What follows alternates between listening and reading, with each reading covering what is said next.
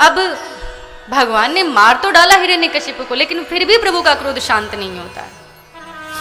सारे लोग कहते हैं क्या किया जाए, कौन सा उपाय। सारे देवी देवता खड़े हैं, सभी लोग कहने लगे लक्ष्मी जी से, ही लक्ष्मी जी आप जाइए प्रभु को शांत करिए। लक्ष्मी जी कहते हैं मैं नहीं जा सकती, मैंने भगवान का ये रूप पहले कभी नहीं देखा है, इतने गुस्से में इतने क्रोध में उनको कभी नहीं देखा, मेरी हिम्मत नहीं है जाने की। सारे लोग मिलके प्रहलाद से कहने लगे प्रहलाद अब तुम ही कुछ कर सकते हो, तुम प्रभु का क्रोध शांत कर सकते हो, तुम जाओ। प्रहलाद जी को भी भय लगता है, क्योंकि प्रभु का नाम तो लेते थे, लेकिन प्रभु के ऐसे स्वरूप की कल्पना प्रहलाद जी ने भी नहीं की थी। बहुत संकोच करते हुए धीरे धीरे जब प्रहलाद जी जाते हैं नरसिंह भगवान के सामने, तो नरसिंह भगवान प्रहलाद जी को अपने गोद में बैठा लेते हैं और अपने लंबे लंबे जीवे से उनको चाटने लगते हैं। अपने जिह्वा से प्रभु प्रहलाद को चाट रहे हैं और सारे देवी देवता इस दृश्य को देख रहे हैं।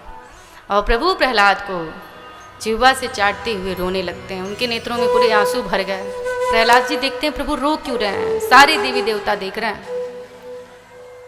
और प्रभु क्या कह रहे हैं प्रहलाद से कि क्वेदम वपुः क्वच वयः सुकुमार में तत् क्वेमा प्रमत्त कृत दारुण यातनास्ते नालोकितं विस्मये तद्भूत पूर्वं क्षन्तव्यमं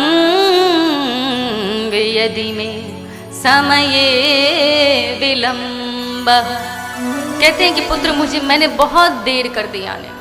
हाथ जोड़ करके प्रहलाद से क्षमा मांगते हैं कि बोले प्रभु प्यारे प्रिय कोमल तिहारे अंग, असुर ने मारे मम नाम एक गाने में, गिरते गिराए पुनि जल में डुबाए हाय, अग्नि में जलाए कमी राखी ना सताने में, उर से लगाए लपटाए कहे बार बार करुणा स्वरूप बने करुण दिखाने में, और मंजुल मुखार बिंद चूमी चूमी कहे प्रभु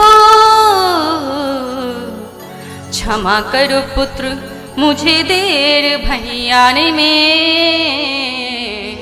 क्षमा करो पुत्र मुझे देर भई आने में।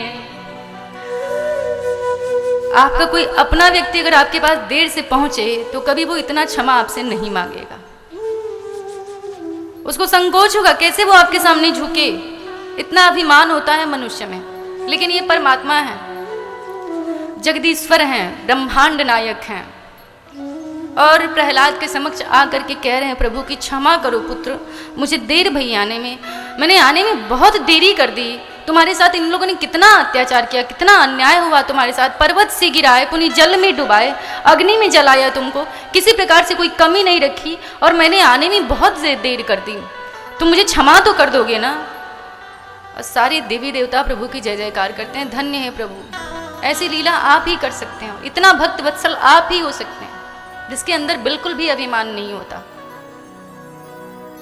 जब प्रहलाद जी देखते हैं कि प्रभु का क्रोध शांत हो गया, तो प्रहलाद जी पूछते हैं कि मैं जानना चाहता हूँ प्रभु, अभी अभी आपने मेरे पिता को मार डाला,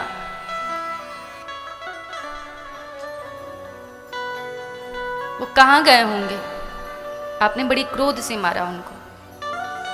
भगवान मुस्कुराने लगते हैं, कहते हैं प्रहलाद तू चिंता मत कर, कुल में कोई एक भी यदि भगवत भक्त होता है तो उसकी 21 पीढ़ियां तर जाती हैं, वो तो तेरे पिता रहे। और प्रभु पूरी कथा सुनाते हैं कि तेरे पिता को साधारण व्यक्ति नहीं है, भगवान विष्णु के द्वारपाल हैं, जय और विजय, इनकी मुक्ति निश्चित है, तो उनके विषय में बिल्कुल भी चिंता नहीं करना। प्रहलाद जी कहते हैं नहीं प्रभु, लेकिन आप मुझे वचन दीजिए कि आप अब मेरे वंश में किसी को भी मारेंगे नहीं अपने हाथ से। भगवान ने कहा ठीक है, मैं तुझे वचन देता हूँ, मैं अपने हाथ से तेरे वंश में किसी को नहीं मारूंगा।